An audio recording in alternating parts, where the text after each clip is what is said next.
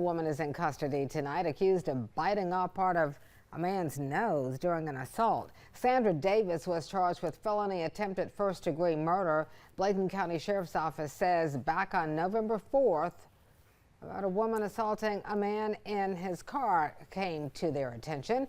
The man had severe injuries to his head and face. Investigators determined Davis was the aggressor. Davis also stabbed him multiple times with a screwdriver. Davis is being held at the Bladen County Detention Center.